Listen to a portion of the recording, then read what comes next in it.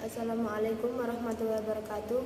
Perkenalkan, nama saya Ica Rifatus Solihah dengan NIM 211101040003. Di sini saya akan mempresentasikan ilmu hadis dan sejarah penghimpunan dan pembinaan hadis. Periode Nabi Muhammad SAW tahun 13 Hijriah sampai 11 Hijriah.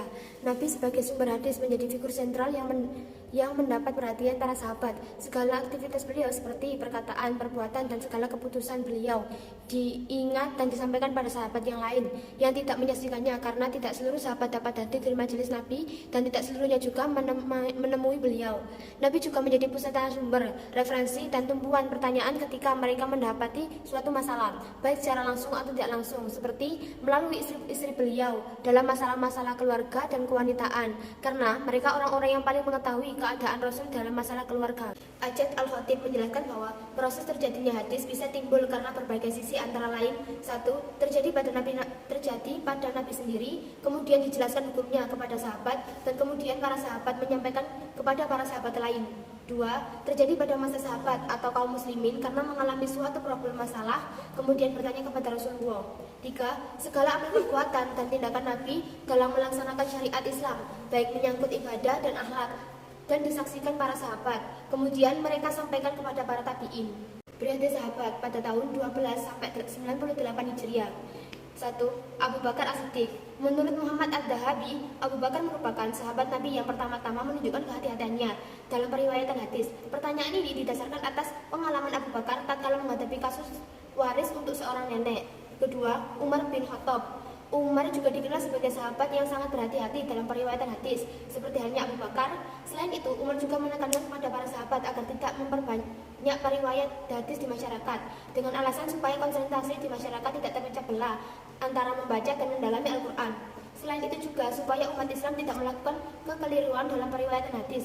Kebijakan Umar inilah yang kemudian mampu menghargai orang-orang yang tidak bertanggung jawab untuk melakukan pemalsuan hadis. 3. Utsman bin Affan. Dalam suatu kesempatan khutbah, Utsman meminta kepada para sahabat agar tidak banyak meriwayatkan hadis yang mereka tidak pernah mendengar hadis itu pada masa Abu Bakar dan Umar. Pernyataan Utsman ini menunjukkan pengakuan Utsman atas sikap hati-hati kedua khalifah pendahulunya. Sikap hati-hati ini akan dilanjutkan pada masa khalifahnya. 4. Ali bin Abi Thalib. Secara umum, Ali barulah bersedia menerima riwayat hadis setelah periwayat umum. Ali barulah bersedia menerima riwayat hadis setelah periwayatnya disampaikannya itu benar-benar berasal dari Nabi. Hanyalah terdapat periwayat yang benar-benar dipercayainya. Dari keterangan di atas terkait hadis pada masa sahabat, bahwasanya kebenaran suatu hadis harus diteliti secara cermat karena kedudukan hadis sangatlah tinggi, yakni sebagai sumber ajaran Islam yang kedua setelah Al-Quran. Periode tabi'in. Pada masa ini, Al-Quran masuk dikumpulkan dalam satu mushaf, sehingga tidak lagi mengkhawatirkan mereka. Selain itu, pada masa akhir periode Khulafaur Rasyidin, pada masa Utsman bin Affan, para sahabat ahli hadis telah menyebar ke beberapa wilayah kekuasaan Islam. Ini merupakan kemudahan bagi para tabi'in untuk mempelajari hadis-hadis dari mereka. Hadis-hadis yang diterima oleh para tabi'in ini seperti telah disebutkan ada dalam bentuk catatan-catatan atau tulisan-tulisan dan ada yang harus dihafal. Di samping dalam bentuk yang sudah terpolakan dalam ibadah dan amalia para sahabat yang mereka saksikan dan mereka ikuti. Kedua bentuk ini saling melengkapi sehingga tidak ada satu hadis yang tercecer atau terlupakan. Di antara buku-buku yang muncul pada masa ini adalah: 1. Al-Muwatta yang ditulis oleh Imam Malik. 2. Al-Musannaf oleh Abdul Razak bin Hammam As-San'ani. 3. As-Sunnah ditulis oleh Abdul bin Mansur. 4. Al-Musannaf dihimpun oleh Abu Bakar bin Sya'bah. 5. Musnad Asy-Syafi'i. Periode tabi'in. Pada periode abad ketiga Hijriah disebut masa kejayaan sunnah min unsur al-iddihar, atau disebut masa keemasan sunnah min al-unsur ad-dahabiyah, karena pada masa ini kegiatan rihlah mencari ilmu dan sunnah serta pembukanya mengalami puncak keberhasilan yang luar biasa. Seolah-olah pada periode ini seluruh hadis telah terhimpun semua dan pada abad berikutnya tidak mengalami perkembangan yang signifikan. Maka lahirlah buku induk hadis 6, yaitu Ummahat Kutub As-Sittah. Ummahat Kutub As-Sittah yaitu: 1. Al-Jami' As-Sahih lil Al-Bukhari. 2. Al-Jami' As-Sahih lil Muslim bil Al-Hajjaj Al-Qushairi. 3. Sunan An-Nasa'i. 4. Sunan Abu Dawud. 5. Jami' At-Tirmidzi. 6. Sunan Ibnu Majah Al-Qudwini.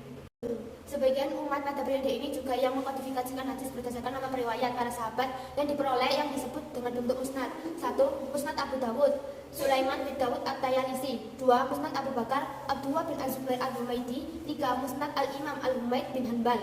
4. Musnad Abu Bakar Ahmad bin Amar Al-Bazar. 5.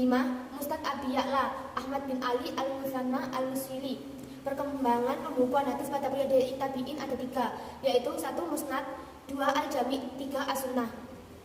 Kitab hadis yang dipedomani: 1. Kitab Sahih, 2. Kitab Musnad, 3. Kitab Sunnah, 4. Kitab hadis yang lain. Ilmu dirayah. Ilmu dirayah ialah ilmu yang mempunyai beberapa kaidah patokan yang dengan kaidah-kaidah itu dapat diketahui keadaan perawi, sanad, dan yang diriwayatkan merawi dari segi diterjemah atau ditelaknya. Objek kajian ilmu dirayah. Objek ilmu hadis dirayah adalah meneliti kelakuan para perawi dan keadaan rawinya, sanad dan matanya. Kemudian, menurut sebagian ulama, yang menjadi objeknya adalah Rasulullah sendiri dalam kedudukannya sebagai Rasulullah. Dari beberapa pengertian di atas dapat diketahui bahwa pokok pembahasan ilmu hadis dirayah adalah keadaan perawi dan menarawinya, keadaan para perawi baik yang menyangkut pribadinya seperti akhlak dan tabiat, dan seperti terputus dan tersambung dan terputusnya sanad. Riwayah. 1.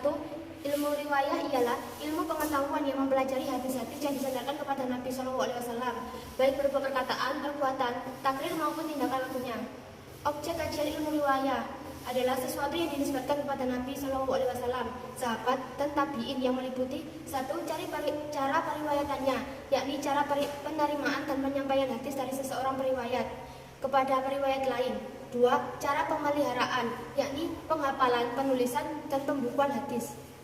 Sekian materi dari saya akhiri. Wassalamualaikum warahmatullahi wabarakatuh.